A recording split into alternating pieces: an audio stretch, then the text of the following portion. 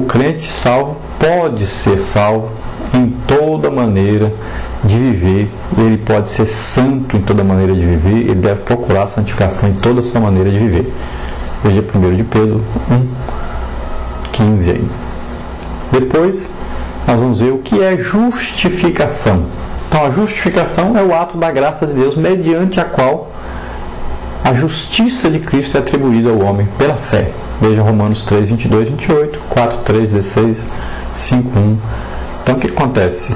Deus de graça, Deus por amor, por misericórdia, oferece ao homem a salvação através de Jesus Cristo. E se o homem aceita, ele é justificado por causa de Cristo, não é porque ele fez alguma coisa, mas por causa do que Cristo fez, ele é justificado. O homem é declarado justo no momento da sua salvação, no momento que ele aceita Jesus como Senhor e Salvador.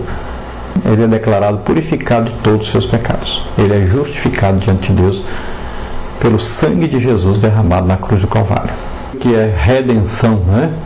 Então é o ato pelo qual o homem é gerado por Deus, tornando-se uma nova criatura. Veja aí os versículos bíblicos, 1 de João 5:18, né? João 3:5-7. E o homem se torna então partícipe, ou participante da natureza divina, 2 de Pedro 1:4. Então o que é essa redenção? O homem é redimido, ele é comprado pelo sangue de Jesus. Então ele é gerado por Deus, ele é gerado uma nova vida, ele nasce de novo, é uma nova criatura. Morreu o velho homem, morreu para o pecado, nasceu para Deus. Morreu para o reino de Satanás, entrou agora no reino de Deus. Morreu para o reino das trevas, entrou no reino da luz. Ele foi comprado, ele tem agora a natureza divina. Antes ele tinha a natureza humana, natureza diabólica.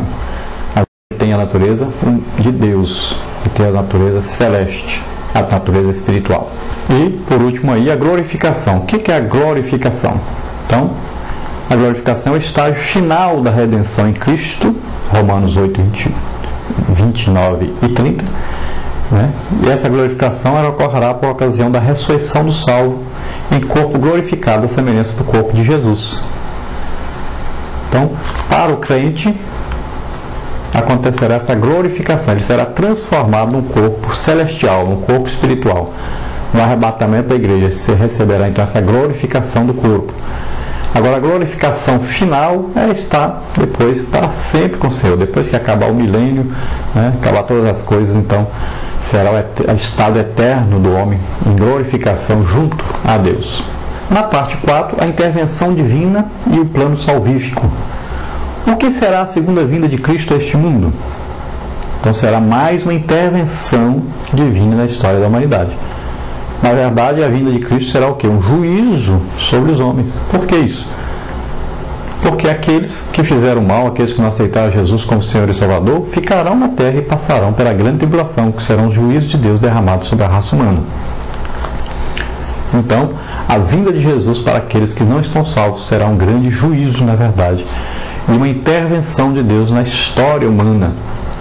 Deus retirará um povo aqui da terra. Deus retirará a sua igreja, a noiva de Cristo sairá da terra. O início, então, da grande tribulação que virá sobre a terra. Antes de começar a grande tribulação, então, vem aí Deus e retira a sua igreja. Jesus vem buscar a igreja. Aí começa os juízos de Deus sobre a terra. Depois, número 15, como acontecerá a segunda vinda de Cristo a este mundo? Então, acontecerá em duas fases distintas, diferentes uma da outra. Na primeira fase, o arrebatamento da igreja, tanto os que estiverem vivos, como os que morreram em Cristo. Então, no arrebatamento, Jesus vem buscar a igreja. Aqueles que morreram já, mas que morreram e foram justificados, eram salvos, esses são os que vão ser arrebatados primeiro. Esses vão ser transformados, não importa onde morreu, de que maneira morreu. Deus dará a eles um corpo celeste, um corpo espiritual. Serão arrebatados. E os que estiverem vivos e estiverem vivendo em comunhão com Deus, são salvos, que acreditaram, aceitaram Jesus como Senhor e Salvador, serão transformados também em um corpo celeste, corpo espiritual, e subirão ao encontro do Senhor sobre as nuvens. Essa é a primeira fase da segunda vinda. E a segunda fase da segunda vinda vem aí na derrota do anticristo, né? Jesus vem para julgar as nações e implantar o seu reino milenial na terra. Então agora Jesus vem com a igreja. Antes ele veio buscar a igreja, agora ele vem com a igreja, os seus anjos também. E ele vem para implantar o seu reino milenial sobre a terra. 1000 anos Jesus governará a terra, Satanás será preso por 1000 anos. E aí os inimigos da igreja, os inimigos de Israel serão destruídos aí. Depois os outros povos é que entram para o milênio, para começar o milênio. Depois, número 16, tem aí o caça-palavras. Nas duas fases distintas acontecerá a segunda vinda de Cristo a este mundo. Então, na primeira fase tem isso aí, encontre as palavras em negrito, né? Na fase seguinte. O Senhor virá para ressuscitar os mortos redimidos por seu sangue e arrebatar os crentes vivos, a fim de estarem sempre em sua presença. Então você veja aí as palavras que estão em destaque e você acha essas palavras aí, faça aí um círculo, marque essas palavras aí nesse caça-palavras. Pergunta 17. Como Jesus se manifestará na segunda fase de sua vinda? Então coloque V para verdadeiro, falso, F para falso, né? Segunda sequência aí. Então ele virá com a sua igreja. Depois, primeiro Jesus irá para os salvos e depois com os salvos. Outra verdadeira será após os eventos que acontecerão nos céus, o tribunal de Cristo e as bodas do Cordeiro. Se iniciará logo após, então, haver lá em cima o tribunal de Cristo, né, as bodas do Cordeiro. Todos os salvos terão sido já arrebatados e lá no céu estará havendo então o tribunal de Cristo, enquanto aqui na terra estará acontecendo a grande tribulação. O Senhor, juntamente com a sua igreja, então voltará com grande poder e glória para derrotar o anticristo, julgar as nações e implantar seu reino milenial na terra. Então haverá separação entre bodes e ovelhas, né? Entre aqueles que não queriam o governo de Cristo, entre aqueles que detestavam o povo de Deus, que serão destruídos, e aqueles considerados ovelhas, ou aqueles que aceitaram o governo de Cristo, iniciarão então o milênio sobre a terra. Depois, no final do milênio, após a sua última insurgência contra os desígnios de Deus, Satanás será definitivamente derrotado. Então, no final do milênio, Satanás é solto, ele sairá a conquistar as nações e arrebanhará um grande povo que lutará contra Jesus Cristo, e Jesus os derrotará definitivamente. Satanás será lançado no lago de fogo e enxofre para sempre, junto com seus seguidores. Depois, então, após o milênio, haverá no céu o julgamento dos ímpios diante do grande trono branco e, por fim, a implantação do perfeito estado eterno do homem. Então, depois do milênio, no final, vem aí o julgamento dos ímpios, julgamento de todos aqueles que não aceitaram Jesus como Senhor e Salvador, que não creram na palavra de Deus, serão lançados juntamente com Satanás no lago de fogo e enxofre para sempre. É o juízo do trono branco. E vem então a implantação do reino eterno de Deus sobre todos os homens.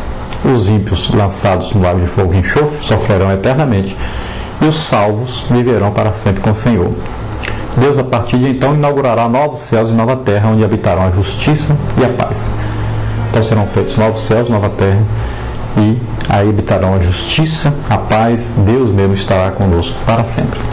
E na conclusão da nossa lição, o Deus da Bíblia é o Deus que intervém na história, da criação ao perfeito estado eterno. O homem e todas as coisas criadas têm passado por muitas etapas em sua trajetória terrena. Todavia, Deus é eterno, Ele não passa, Ele interveio, intervém, intervirá nos acontecimentos no tempo e no espaço conforme o seu plano. Então sabemos que Deus intervém sempre, Deus está presente sempre, e Deus guia a humanidade rumo a Ele mesmo, pena que muitos não o reconhecem. Então, nós convidamos você neste momento a aceitar Jesus como Senhor e Salvador, fazer parte desse povo que vai morar no céu, a estar no reino de Deus, passar do reino das trevas para o reino da luz, do reino de Satanás para o reino de Deus. Basta aceitar agora Jesus como Senhor e Salvador da sua vida. Creia que Ele morreu por você na cruz do Calvário, que ressuscitou, está vivo, e Ele neste momento te salva, Ele te cura, Ele te liberta. Vamos orar agora. Pai querido, em nome de Jesus, te apresentamos essas vidas. Ó Deus, regrandeiro estar na micoxadare. Pai querido, como é grande o teu plano para a redenção humana. Como é grande, Senhor, a tua misericórdia, o teu amor para com todos nós, enviando o seu Filho a dar a vida por nós na cruz do Calvário. Salva agora, Senhor, liberta estes, cura, Senhor, cura todas as enfermidades, de doenças, em nome de Jesus, restaura essas vidas. Pai querido, abençoa poderosamente essas vidas, ajuda-os, Senhor. Arigasta, areglustieri cantadaremi, arograiri forçai que samarasiandessa. Em nome de Jesus, receba a salvação, receba a cura agora, em nome de Jesus. Aleluia. Glória a Deus. Obrigado, Pai. Em nome de Jesus. Amém.